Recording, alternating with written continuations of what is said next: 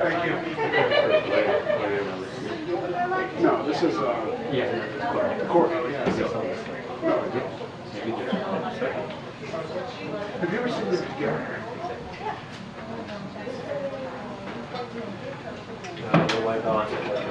Thank you so much. It up because sometimes it's hard to see those guys. Thank you. A little bit more extra room.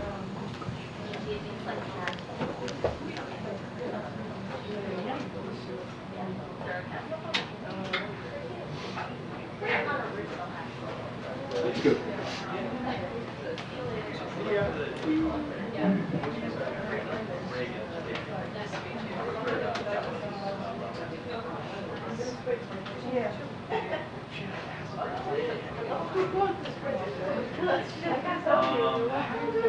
I was here like every 2 weeks now. My colleague is so.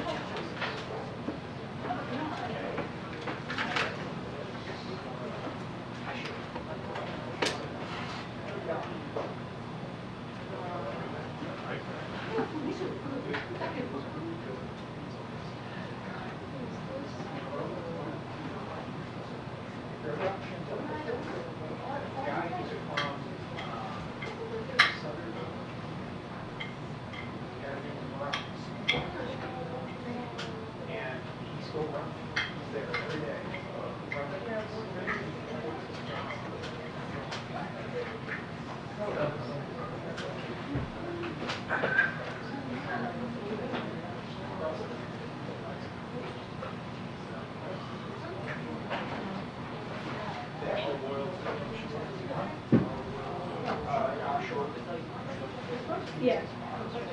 Yeah.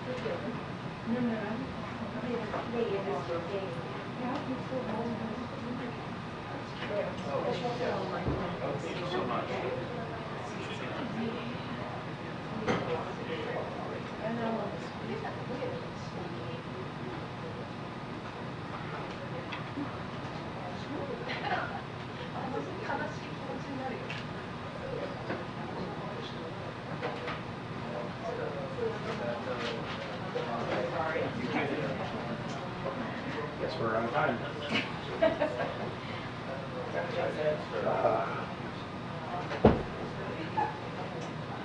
How's it going? Hey, good, how are you?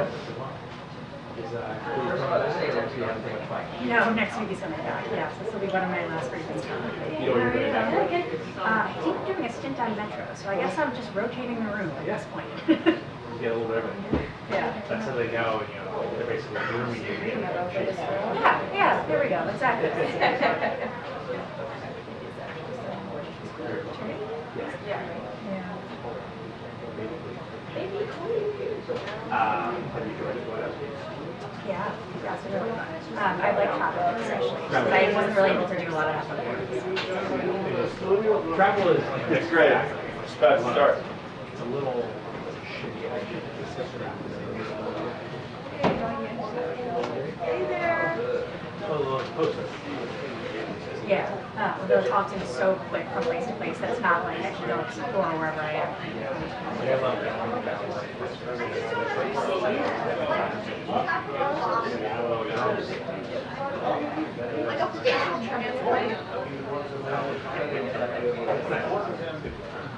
Yeah, I went to Charleston on Monday, not this one. It was nice. I like to go back when it's not 40 degrees. Charleston and Seattle are two favorite cities. That's good. Did you cover 2020? No, well, I did. I'm frozen. Lockdown. But 2016. That was like travel freely.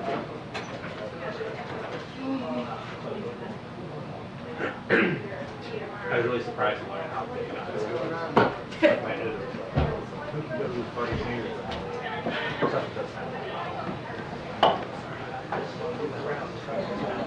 get in the car and go like 4 hours. What, you didn't check until you got to Iowa?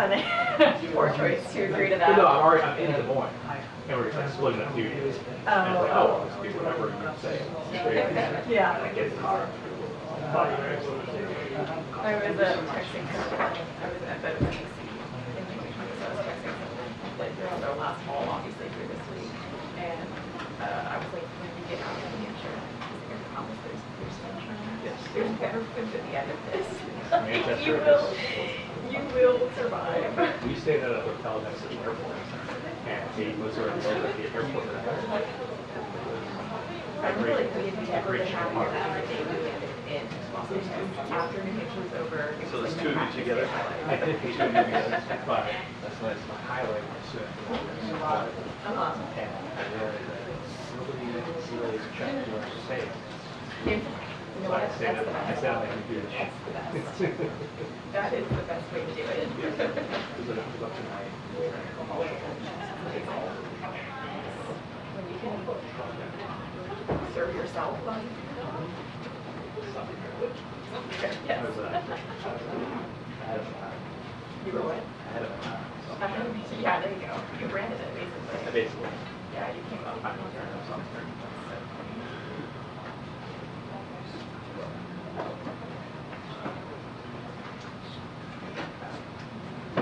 Leaving our training places and people. Oh, when do you start? Well, as soon as the baby comes, I think. Counting down the days at this point? Sort of, although basically it's early. You might have to run out of Right. Oh, man.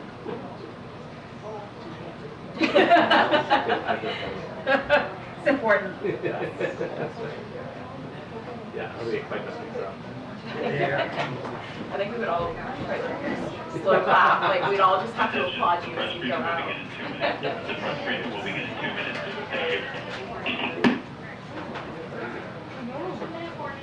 I'm running out of secondary Austin questions besides. Really? Just go with WTF and see what happens. Yeah.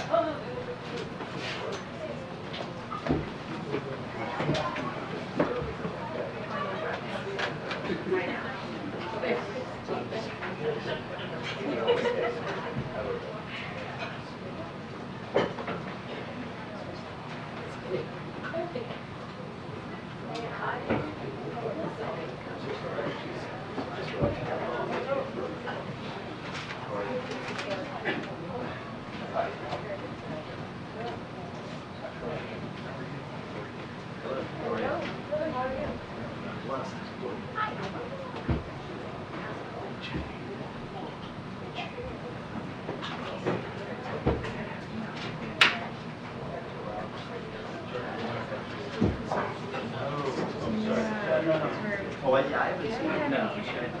Okay, this is. I don't know about that. Okay. With your history, maybe you're holding the backstory.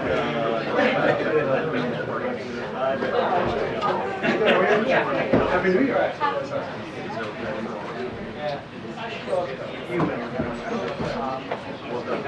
hard to see.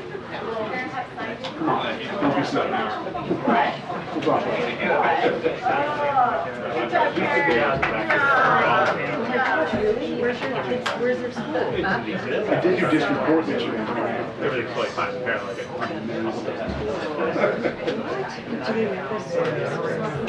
Just out. Very good day. Excuse me, 1 second. How, what? Way more upscale. What's that?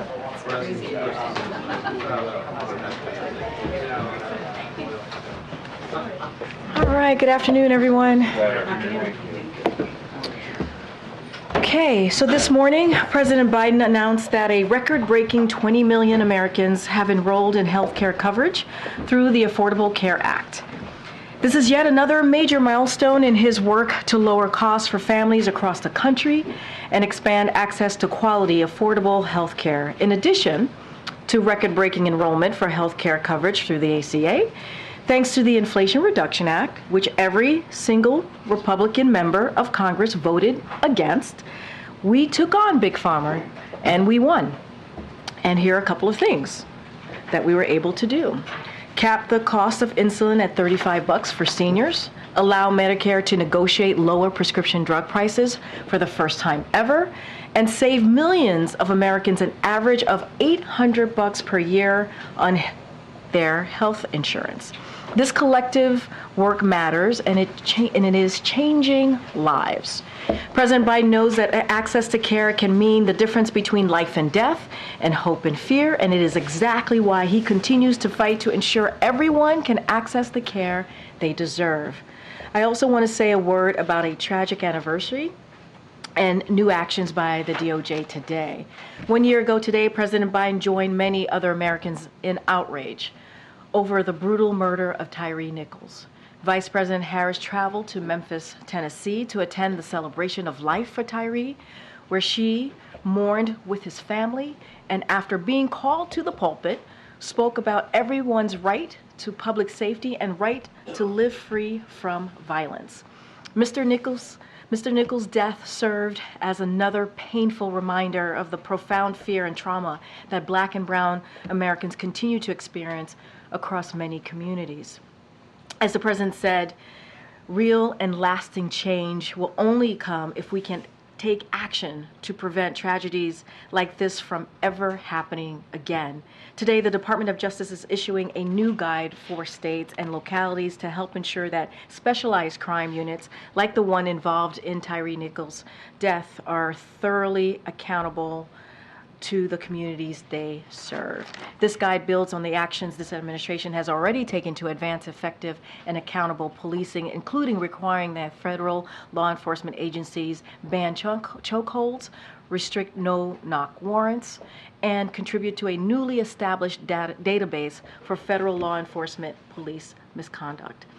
In addition to today's DOJ guide, the president is continuing to urge Congress to pass the George Floyd Justice in Policing Act to advance accountability, transparency, and public trust in law enforcement across the nation. And with that, I will turn it over to the Admiral here, who is here to discuss the latest development in the Middle East and, of course, in the Red Sea. Admiral? Good afternoon.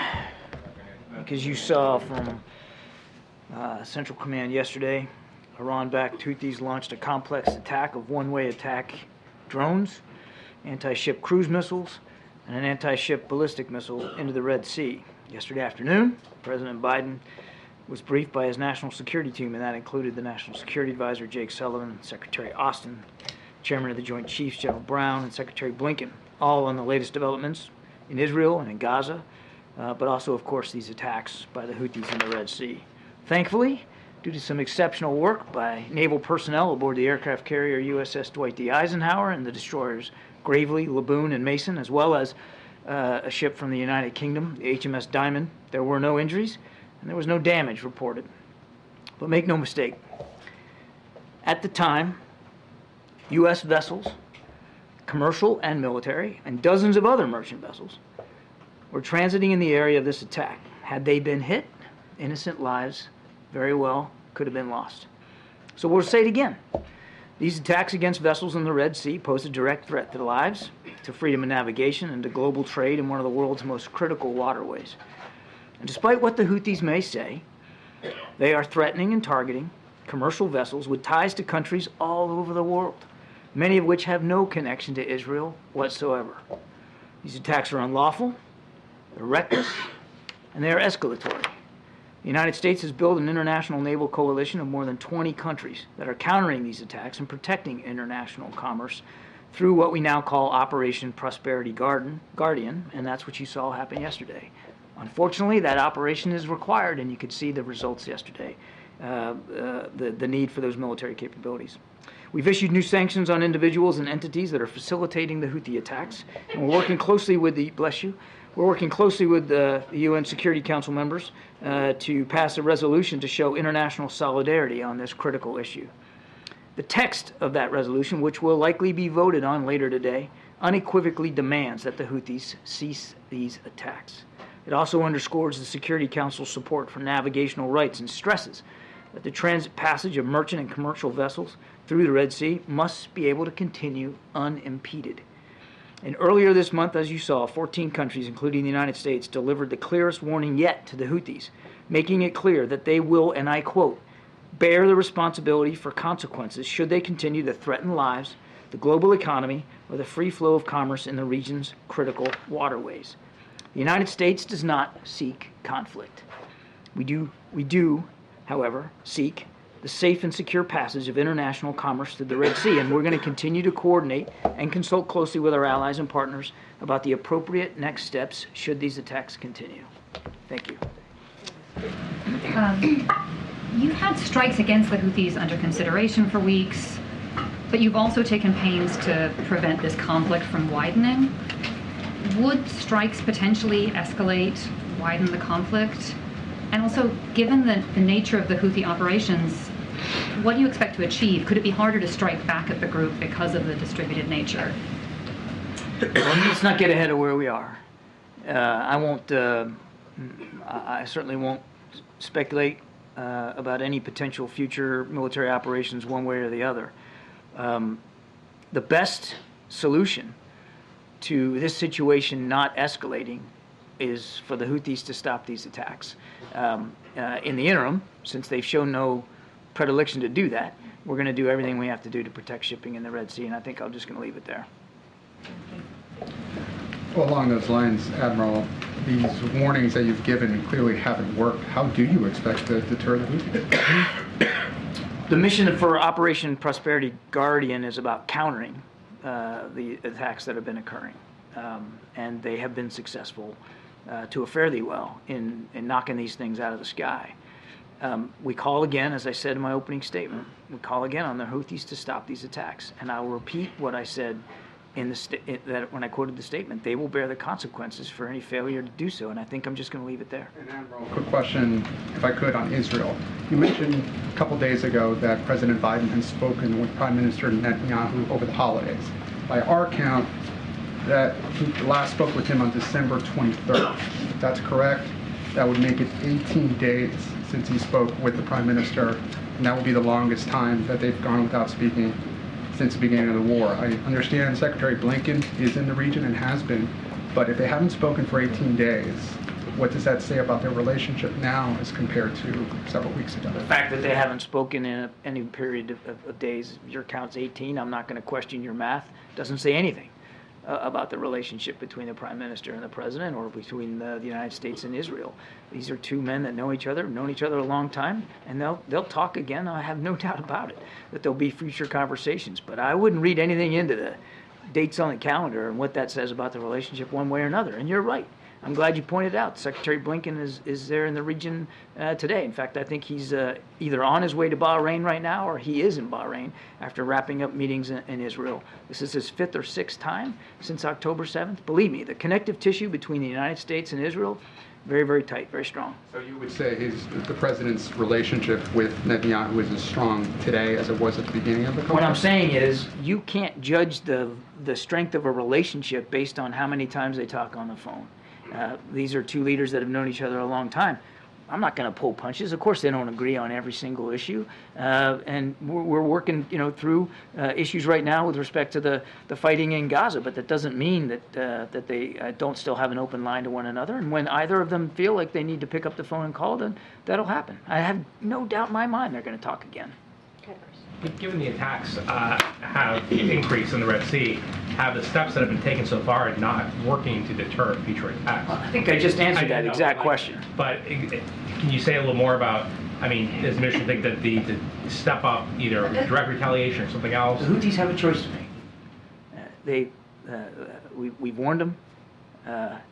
We put ships in the Red Sea. They've got a choice to make, and the right choice is to stop these attacks. And as I said again, I'll say it 3 times now, they'll bear the consequences for failure to do so. And another question is, the AP has obtained some videotape of shooting in the West Bank, some Israeli soldiers probably shooting some Palestinians allegedly without provocation. Has the administration aware of this, the shooting, and also what concerns do you have about kind of some of the violence that you've seen in the West Bank and how that could escalate the conflict? This is the first time hearing that report, so I can't speak with any granularity about the level of awareness across the administration. This is the first time I've heard that, so I'll have to take that question back. But the president has spoken, I mean, from an early time, I mean, really early on, about his concerns about violence in the West Bank and that being perpetrated largely by settlers with extreme views, and how much he absolutely opposes that. That violence needs to stop. Just on Secretary Austin, when Jake Sullivan learned that Austin was in the hospital, did he ask why? Was he given a reason?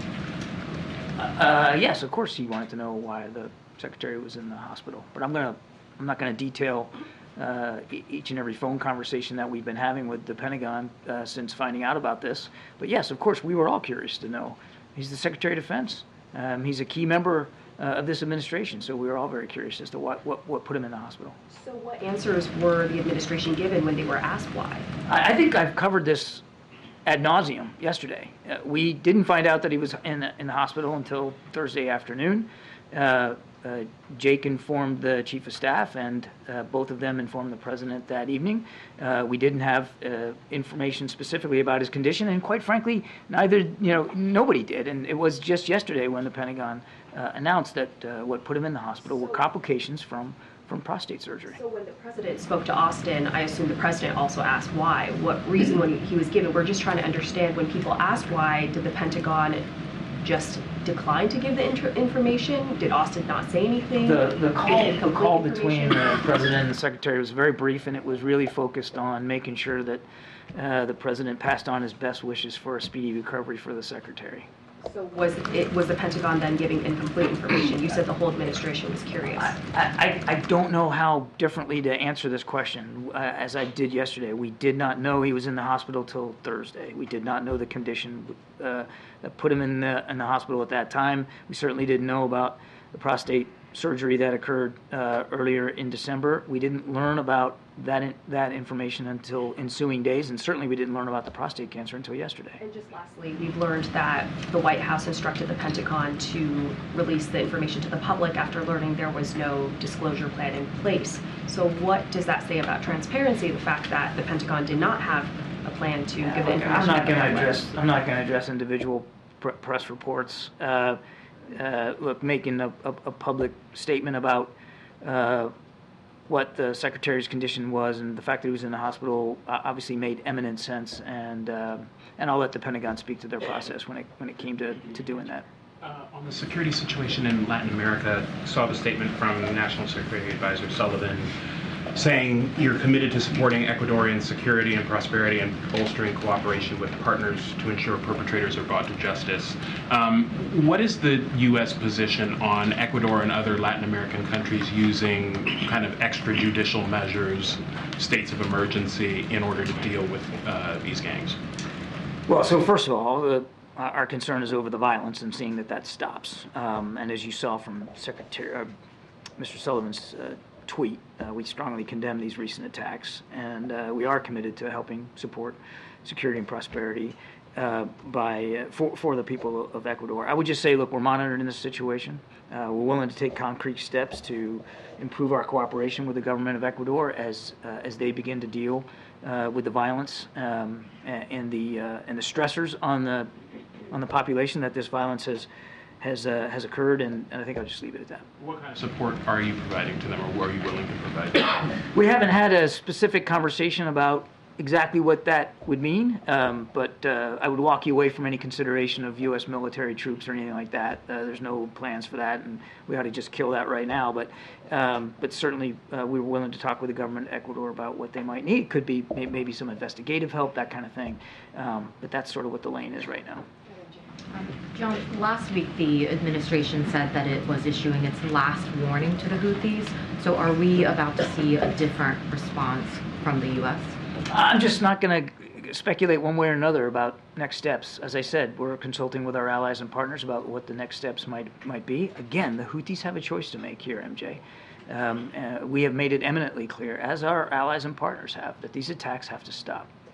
But just given that the administration specifically said last week that the warning last week was the last warning from the U.S., can you at least say whether we should expect to see something different coming from the U.S.? No, I cannot say that. And I'm not going to telegraph punches one way or the other.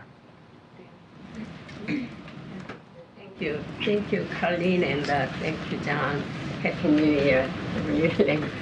I have two questions in Russia and North Korea and Hamas.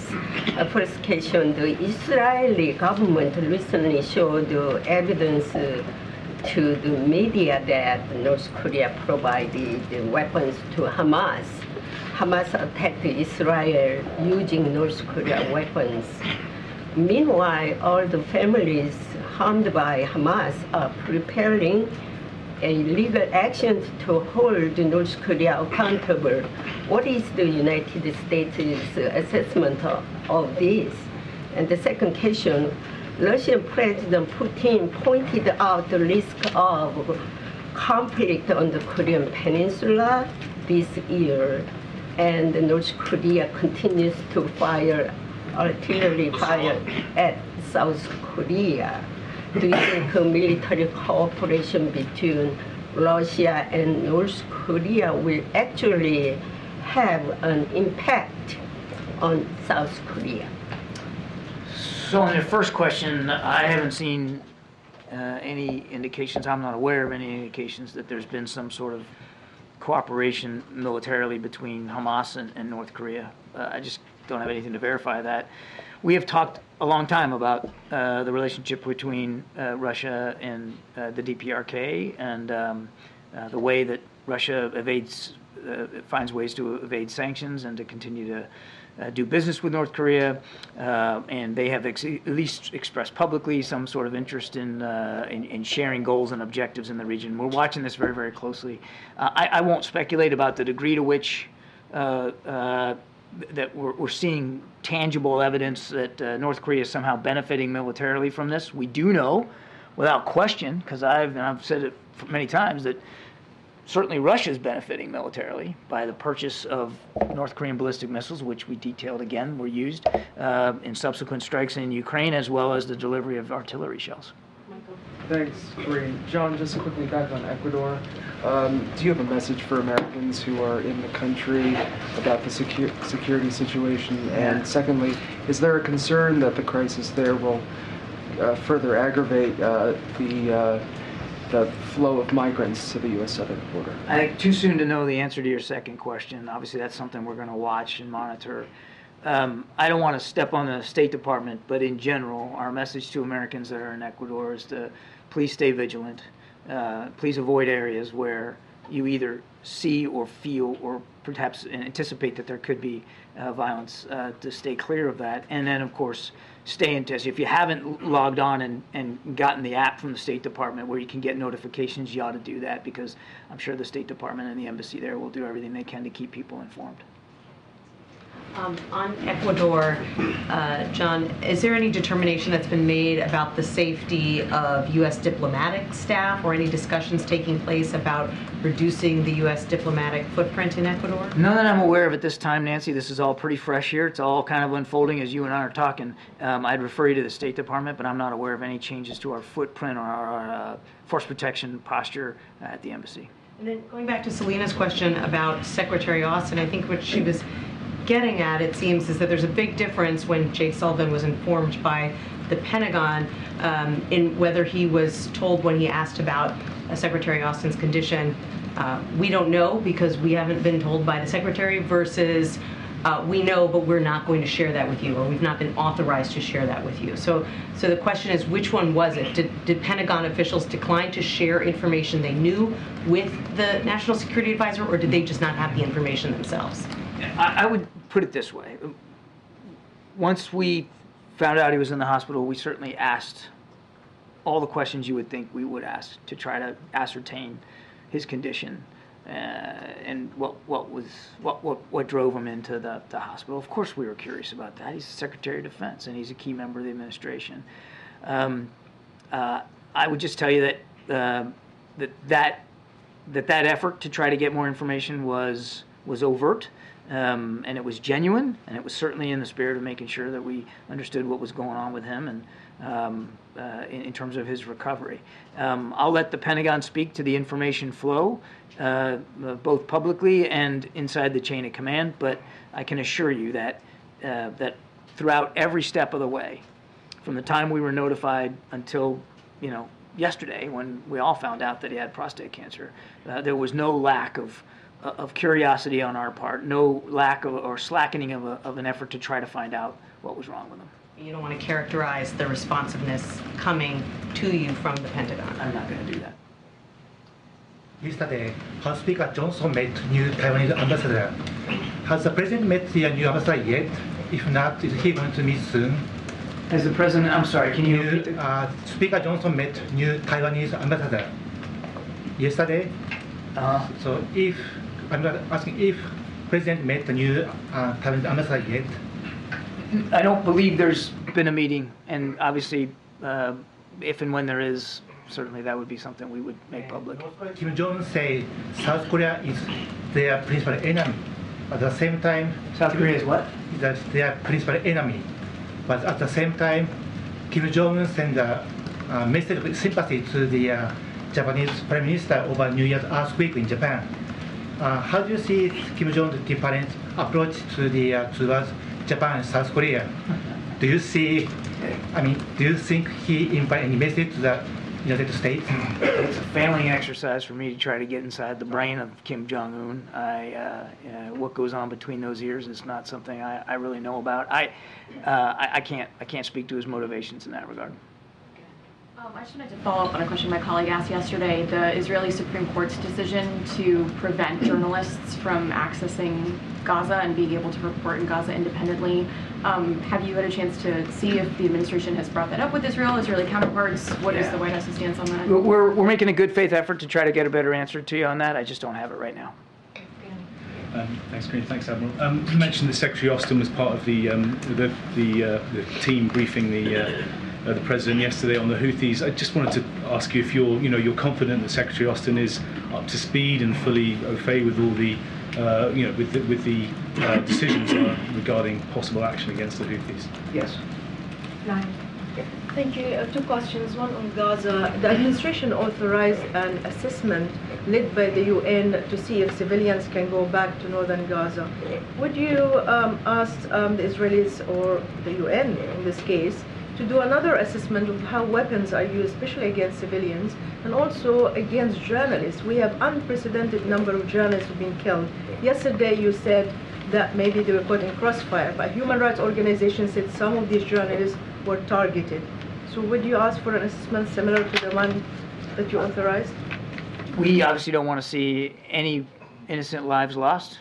We don't want to see any innocent lives, any innocent people wounded. Of course, includes journalists. They have every right to be there to cover this conflict, and we want to see their presence fully respected and for them to be as protected as possible in a war zone. There should be no targeting of journalists. There should be no targeting of individual civilians, and we're going to continue to have those conversations with our Israeli counterparts, as Secretary Blinken did just yesterday.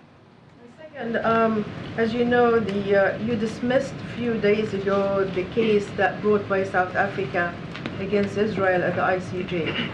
Did you read the indictment?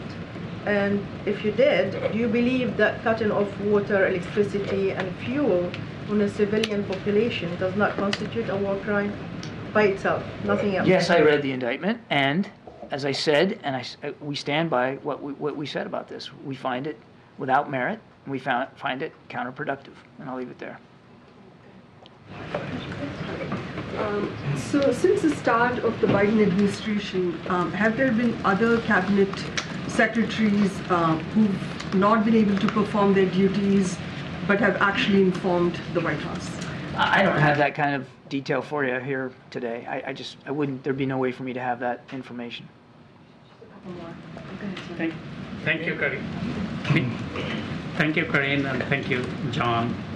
Two questions on Bangladesh, if I may. The one-sided election in Bangladesh has concluded, drawing global criticism for its crackdown on opposition. The Guardian characterized the election as overshadowed by a ruthless crackdown on opposition, and the Wall Street Journal stated Bangladesh shows the limits of Biden's democracy promotion. In light of your earlier commitment to taking all necessary steps to reflect the will of the people of Bangladesh and your declaration of a visa restriction policy ahead of election, what is your response to concern about the Biden administration's limitations on democracy promotion? we obviously still believe in the importance of viable, vibrant, democratic institutions all over the world. And nothing has changed about our desires to see that the aspirations of the Bangladeshi people are met. And that includes being able to conduct free, fair, and transparent elections. One more. Nobel laureate Professor Muhammad Yunus, a recipient of the Presidential Medal of Freedom and Congressional Gold Medal, received a 6-month sentence on New Year Day, widely believed to be driven by political vengeance from the ruling Prime Minister. Is President Biden aware of this current situation, considering Yunus' remarkable contribution to the poverty alleviation around the globe, and he was White House numerous times and he received Presidential Medal of Freedom? I'll have to take the question. Good, thank you. You said that Secretary Austin took part in the conversations regarding the Red Sea. Do you know if he was conducting his business from the bedside, or is he released from the hospital? I would refer you to the Pentagon for his whereabouts and his condition. It's yesterday, at least for where he is today. Yesterday, he was still in the hospital when he participated in that discussion. Okay. Last question. Go ahead, sir. Two questions. One on the Houthis. Given the problem the administration has had on containing them, how can it be looked at as anything but a mistake for the fact that they removed them from the foreign terrorist organization list? As I said, we've got a review of that designation that we're still conducting. So I'm not going to get ahead. Hang on a second. I'm not going to get ahead of that. And the goal here isn't to contain the Houthis, just to be clear. We don't want to see these attacks on commercial shipping, and we're going to do what we have to do to counter and defend against those attacks. And as I said earlier, the Houthi, they've made certain decisions up to this time. They have to make certain decisions going forward, and we'll see what decisions they make. They will bear the consequences for those decisions going forward. And then one question on General Austin. Earlier in this briefing, you said he's an essential member of the administration. But if he can disappear for 4 days without anybody noticing or really even seeming to wonder where he is, how essential is he? I think I answered this question yesterday with Mr. Ducey here. I'll give you the abridged version. When the military operations that have been conducted over the last week or so, many of those, Secretary Austin was a key member of briefing the president and right in the middle of determining the options that the commander-in-chief ultimately decided to do. We were able to continue to counter Houthi threats in the Red Sea. We were able to take out a senior militia commander in Iraq, all based on the advice and counsel that Secretary Austin delivered. It is not uncommon on any given day here in D.C. that a cabinet officer isn't present for a certain meeting and either can call in by phone or have a deputy represent them. That's the way the interagency process works. Oftentimes these things are worked at staff levels, and then the principals get involved at the appropriate time. Okay? Thank you so much, Admiral. Thank you. Thank you. Thank you. Thanks, guys. All right, you guys still awake? What's going on? Everyone's so quiet. Are you suggesting that he's boring to us? No, I'm suggesting you guys are low energy today. That's all. So the president spoke with Speaker Johnson today. Does the White House believe that the conversation moved any closer to a deal on supplemental funding? And second thing on this, Speaker Johnson reportedly told his caucus the president does not want to meet in person. Is that true? Look, what I can do right now is I can confirm that the president and Speaker Johnson did speak directly. They spoke directly today on the phone. I don't have any more details to provide. I can say this. I'll add, actually, one more thing is that the president believed that a call was the most expedient option today, and so that's why they spoke on the phone. The president believed it was important to connect as quickly as possible. Don't have any more details about the call. Nothing you could say about what they talked about, or where the Look, we're confirming the call, and we've said many times that we try to keep these conversations private, but we are confirming that the president did speak to Speaker Johnson. I don't have anything else beyond that. Last thing, his office says that the speaker asked for executive action to shut down the border, secure the border. Can you say anything more about that request or how that was received? Don't have anything more to share.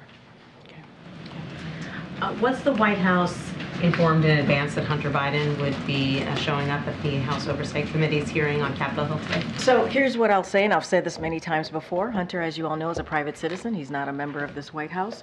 He makes his own decisions, like he did today, about how to respond to Congress.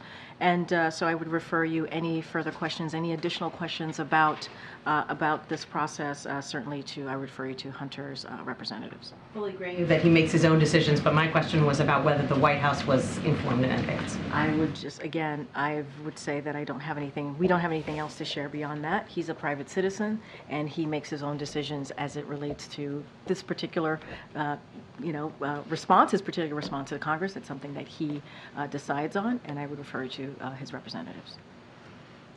Thanks, Karine. First, a whole high school in New York is having remote classes today because the building was needed to house people who came into this country illegally. So what is the president's priority in this case? Is it the migrants or is it the students? So let me just clear this up a little bit.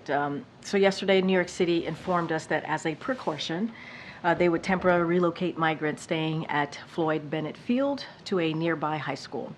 As of this morning, all migrants have returned to the facility at Floyd Bennett Field, and so anything specific as to the program and what decided to do and all of the specifics to that, I would certainly refer you to New York City for any additional questions. But if a working parent had to call out to stay home with their kid today, isn't this Biden immigration policy literally taking money out of people's pockets? So let me just say, I'm going to actually go back to your first question for a second because I think I do need to address that, which is, when it comes to education, migrants, the economy, the president deals with multiple issues all at once. That is his job. There are multiple things happening all at once.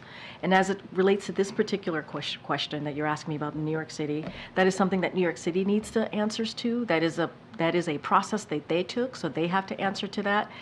And as it relates to migrants and what's happening at the border, look, the president has taken this issue very seriously by making sure that on his first day, which is almost 3 years, it'll be a couple weeks, it'll be 3 years ago, that he put forward a comprehensive immigration legislation to deal with what's happening with the immigration process, obviously, and also the border.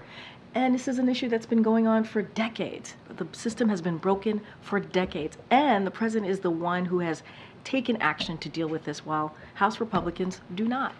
They get in the way. And Hunter Biden on Capitol Hill today. How big of a headache is that for you? Hunter Biden is a private citizen. He is not a member of the White House, as you know, and I just don't have anything else to share. But the last time he was on the Hill, he said the president was certainly familiar with what his son was going to say. I did say that, and here's So and what I'm saying. That President Biden does not help him with his business deals, but he does help him skirt congressional subpoenas? That is not even true. That is a jump that is incredibly disingenuous in that question. What I will say to you, I am helping you out. What the president knew. I'm helping you out. I don't have anything else to share. Go ahead. Thanks. When is the president's next physical scheduled? Last year it was in February. I don't have anything to share on the president's next physical. Obviously, we will, once that happens, we will be transparent and share that with all of you, as we've done the last 2 times. I just don't have anything on the books to share. Given that it's an election year, that there's a lot of public interest in his health, would that transparency include his physician coming to brief in the briefing room? I don't have anything beyond what I just stated. Did the president speak to his son before or after his appearance on Capitol Hill? I'm not going to speak to the president's private conversation with his families. And is there any response to what Representative Nancy Mace said about Hunter Biden today? She's called him, quote, the epitome of white privilege, and that Hunter should be arrested right here, right now, and go to jail. I'm not going to respond to that. Go ahead. Thanks, Karine. The White House Chief of Staff was supposed to meet with cabinet members today. I was wondering if you could confirm that. And I don't have anything to confirm about a meeting with cabinet members today. What I can share, I don't know if you're talking about the specific memo that the speakers, not the speaker, pardon me, that the chief of staff put out yesterday that went to the cabinet members, the agencies, about making sure that they put forward, a memo themselves to him that would be for Friday, January 12th, and that kind of highlights their protocols when it comes to delegation of authority. That is something that obviously they're going to get back to us, back to the Chief of Staff on the 12th. So that is something that is happening. I don't have a meeting to confirm with the Chief of Staff or Cabinet Secretaries today. Okay, You've referred to the Republican impeachment inquiry as a stunt. The president himself has said that it was a political stunt. So I guess if the whole thing is a stunt, how does the White House see the president's son himself pulling a stunt by appearing at this contempt hearing? I don't have anything else to add. The decisions that are made by Hunter Biden are his own. He's a private citizen, and I'm just not going to speak beyond that.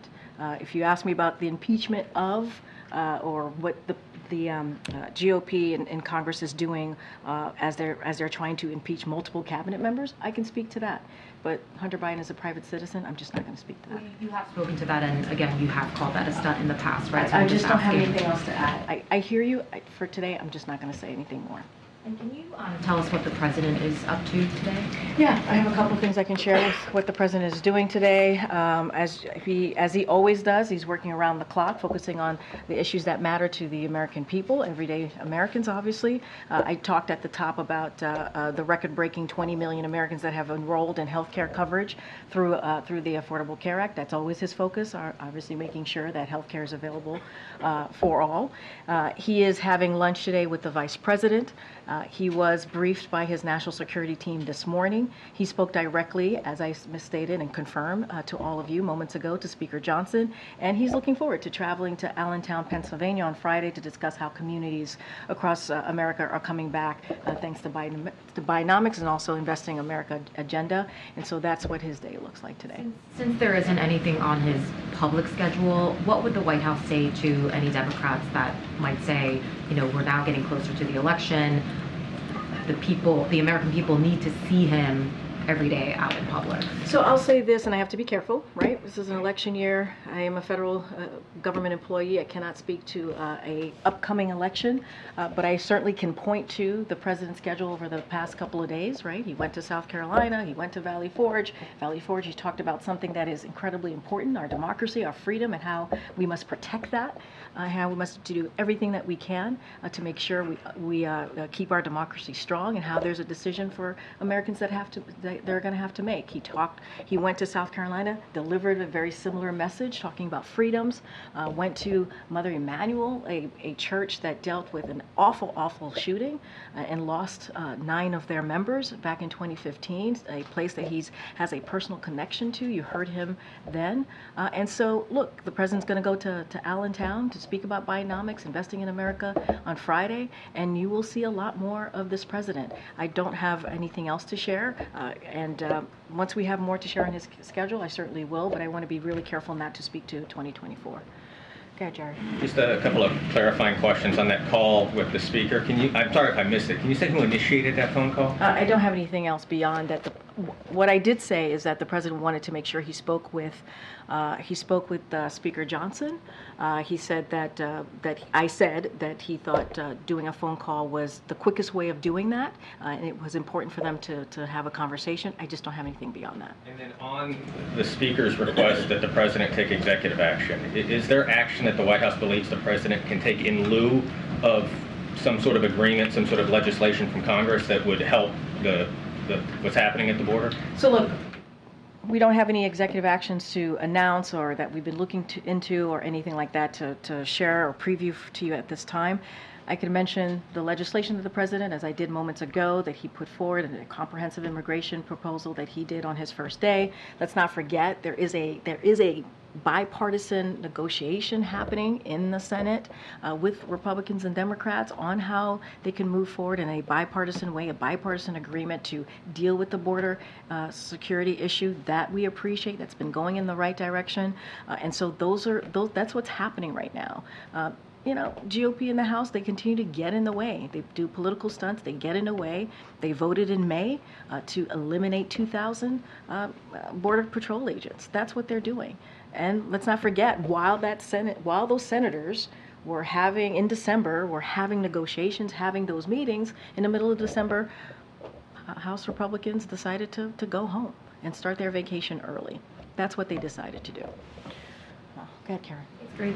Would the White House be okay with another CR to keep the government funded after the deadline? I'm not going to get into the technical approach or the approach of Congress from here. I'm going to let the conversations and negotiations happen. The conversations happen. Let's just say that happens, that there is another CR to avoid a shutdown. We could see the president submitting his fiscal year 2025 budget at the same time as lawmakers are still sorting out the fiscal year 2024 budget. What does that say about the state of affairs right now in Washington, about these short-term punting of dealing with all this? Look, I agree. This kicking the can down the road is not the way that Congress should be operating. We've been very clear about that. They have a job to do. Keeping the government open is one of the basic things that they can do. Kicking it down the road, House Republicans kicking this down the road does not help Americans. It doesn't. In a couple of days, we may see a partial shutdown. That's not what we should be doing for the American people. We should be delivering on these programs that they need, that are necessary for them and their families. And so, no, that is not something we want to see. That isn't. It is not something we want to see. And you know, they need to do their jobs instead of these political stunts. Somebody asked me about the impeachment hearings that are happening in Congress, in the House Republicans right now that are leading that. That is a waste of time, political stunts, baseless accusations. And that is not what the American people want to see. They want to see us working in a bipartisan way. And that's what we're trying to do as it relates to the border security in the Senate, right? We're trying to do that in a bipartisan way. That's why the president got involved in early spring in getting a bipartisan agreement with the budget, on the budget.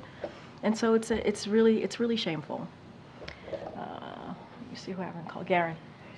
The Vice President met with voting rights activists in Atlanta yesterday, and they expressed their concern about election integrity and political violence. One person even described volunteers having a gun pulled on them, and I spoke with Latasha Brown, the co-founder of Black Voters Matter, who said that they believe that this is a result of dog whistles from some elected officials who are pushing claims of voter fraud. What level of concern does the White House have for violence to be taking place on election workers and volunteers, and what federal deployment or resources are being deployed to assist them? So a couple of things in response to the sharp increase in threats of violence to election workers following the 2020 election cycle. In June of 2021, Justice Department created the Election Threats Task Force to investigate and prosecute those who target election workers. And yesterday, the DOJ actually released information highlighting the work its civil rights, criminal justice, and national security divisions are doing to enforce civil rights protections, enforce criminal statutes, prohibiting voter intimidation, and prevent malign influence in our elections. Any threats of violence towards election workers and other attempts to undermine our democratic process and make it harder to vote are unacceptable. And of course, this administration is going to use every tool at its disposal to protect the sacred right to vote and defend our democracy. That is something that you've heard from the president, not only in Valley Forge recently, but also many times during the past almost 3 years of his administration. So we're going to be steadfast on that. Go ahead. Thanks, Karine. I just want to ask, given the conclusion of U.S.-China military talks yesterday, just a general question, whether the president is satisfied with the progress made since the agreements made in November. So I have not spoken to the president about that. I get the question. I just don't have anything to share to what we've already put out on this, but I have not spoken to the president specifically to get a sense of that. Feeling he has about, a various range of issues. You had fentanyl, we had, expectation that China would be a stabilizing force in different conflicts. Is there a sense of whether that's played out the way he had expected? So look, these are conversations that we obviously are going to continue to have, especially when it comes to fentanyl. Obviously going into, we want to make sure that that is, fentanyl, we don't want that to go into our communities. And so look, that relationship, you've seen the president meet with President Xi recently. They had a very good conversation. You've seen cabinet secretaries and also officials here in the White House continue to have those diplomatic conversations. Diplomacy is very important here with this administration, with this president. I just don't want to go beyond what we've already shared on this. Thank you. The Chief of Staff said in his memo to cabinet secretaries yesterday that they should delegate their responsibilities if they're hospitalized. Since, as far as we know, Secretary Austin is still hospitalized, does the White House believe he should be delegating his responsibilities now? I'm sorry, can you say that one more time? Yeah, the Chief of Staff said in his memo to cabinet secretaries that they should delegate responsibilities when they're hospitalized. And as far as we know, Secretary Austin is still hospitalized. So according to the White House or the Chief of Staff, should he be delegating his responsibilities? Well, look, as you heard from the Admiral, Secretary Austin was involved in a conversation, a meeting with the President on national security matters just yesterday. And also the Admiral talked about this as well. This is when we have these conversations or meetings with cabinet secretaries, not just always with the secretary at the top. There are other people that are involved in these important, crucial conversations, whether it's policy, whether it's decision making. And so obviously we've been in the Secretary is having conversations with our National Security Council and others here in the administration. I just don't have anything to share on specifics on that particular matter. What I can say is, Department of Defense is certainly reviewing their process and looking at what could have been done better. It's a 30-day review process, but obviously Secretary Austin has been very much involved and engaged, certainly this current week. Way back. I'm trying to call. Go ahead, Brian. Thanks a lot, Karine. I had a question about supply chains. Given how much work that President Biden spent on supply chain mitigation in 2021 when he first came to office, how concerned should Americans be right now about supply chain disruption, given how much shipping traffic normally runs through the Red Sea, and what actions is the president taking to mitigate potential supply chain disruptions? So look, as you've heard from us many times, obviously the Red Sea is an important global trade, particularly for transportation of oil, grain, and consumer goods from Asia. The Department of Transportation is in close communication with ocean shippers, industry, and other stakeholders. And so we're taking every steps to ensure that shipping in the Red Sea is not obstructed, right? Is unobstructed, including by establishing Operation Prosperity Guardian and building a coalition of countries from region and around the world to ensure freedom of navigation, to protect the maritime economy and bolster regional security in the Red Sea. So we're taking this very seriously. We're keeping an eye on this. As you heard us say, the Red Sea is very important to commercial shipping, and so we're going to take this very seriously. Is the president seeing an impact on the economy at this point? Should Americans be prepared to see an impact in supply chain disruption? So what I can say is we're going to continue to monitor the situation, and we are taking action to make sure that doesn't happen. Got in the middle. Thanks, Karine. The president announced earlier this week that Mitch Landrieu is leaving the administration. I wondered, is there any plan to replace him or appoint someone new to oversee the implementation? So Natalie Quinlan, who is Deputy Chief of Staff, is going to take over his portfolio. And so she has been, part of her portfolio is doing implementing all of these pieces of legislation, historic pieces of legislation that we've been able to get through Congress. I don't have anything beyond whatever he's going to do after that. I certainly will leave that to Mitch Landrieu, but that's how his portfolio is being taken care of from here. Is the White House preparing for any other staffing departures as the campaign ramps up? I don't have anything to announce from here. Okay. What is the administration doing to address the billions of dollars in overpayments the Social Security Administration has been trying to claw back from millions of Americans? So on that particular piece, look, the president requested 10% increase in funding for Social Security Administration to help invest in the staff and technology necessary to improve customer service and determination services. The administration is committed to protecting Social Security. You heard him during the State of the Union last year. The president standing up in front of millions of Americans who were watching, protecting Social Security, protecting Medicare, and protecting Medicaid, and that's something that he's been certainly doing. And so anything further on that, I would certainly refer you to the Social Security Administration. Go ahead, Colleen. Hi. Thank you. No, right behind you. I wanted to ask you about updates on the administration's conversations with Mexico. Do you have any changes or agreements to talk about as they work to alleviate pressure on the southwest border? So, as you know, there was a meeting that occurred during the holidays with National Security Advisor Jake Sullivan. Actually, no, it was Secretary Blinken, Secretary Mayorkas, and also Deputy National Security Advisor Sherwood Randall. And they went to Mexico City to continue the conversation that the president obviously has been having with President of Mexico. The conversation went really well. Obviously, it's continuing. These are diplomatic conversation. They've been a partner with us on migration, partner with us on how to deal with fentanyl as well. And so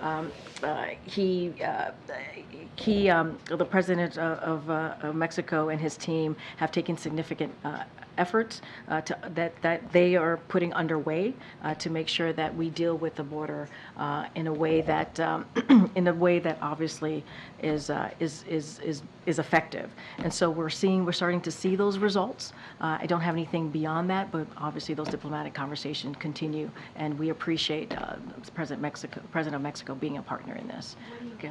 Results. So we have seen results in the migration of migrants, right? We've seen a decrease because of the actions that President of Mexico has taken. And so, again, because of these diplomatic conversations, they have been effective. We see them as being effective. Go ahead, Andrew. Thank you. Two questions. First, the former president, President Trump, yesterday warned that there would be bedlam in this country if the case against him affects the election results in November. Without speaking to the former president himself, because I know you're covered by the Hatch Act, is the administration tracking the possibility of potential violence around the time of any trial date that he might have? Is that something that's being prepared for? And then I have another question. So I have to say this, I can't comment on anything that is related to 2024 as a federal government employee. What I will say is President Biden has always been absolutely clear when it comes to this. Political violence has no place whatsoever in America. It just has. But there are a couple more things I want to say. So leaders need to put their country first. They need to put the safety of American people and respect for the rule of law above themselves, like President Biden does every day. And there's no one who would even imagine Joe Biden being afraid to condemn violence, right? This is something, again, that we've done pretty often here, unfortunately, that we've had to do this in the last 3 years. Failing to condemn or discourage criminal violence, especially after dangerous conspiracies and violent rhetoric have cost law enforcement officers their lives. We saw that on January 6th. Officers lost their lives and resulted in gut-wrenching assaults like the attack on Paul Pelosi is horrific. It's horrifying. And if you are a leader in this country, you need to put this country first. You need to put the safety of the American people first. That's what leaders do. Thank you. And on Hunter Biden, I understand he is a private citizen. He is not a member of the administration. He is, however, a member of the president's family. So could you tell us if he stayed at the White House in the residence last night? I don't have anything else to share. I think it's... What last one? Back there. Without getting into the specific case that you said that you wouldn't or couldn't or shouldn't, the question about presidential immunity, the idea that a president should be immune from prosecution, not about any specifics. What does the president think about that? Because, for example, in a courtroom yesterday, a judge opined that a president might be able to have a rival assassinated by SEAL Team 6. I'm assuming that President Biden does not agree with that idea. What are his thoughts on immunity generally? Look, I'm going to be very careful because it is connected to what a former president said, and it is an ongoing case. Just not going to comment on a legal case or make statements that may impact the ongoing case. So going to refer you to the Department of Justice of any specific questions you may have on that. Just going to be very careful from here. With that, I will see you guys tomorrow. Thanks, everybody. Thanks, Karine.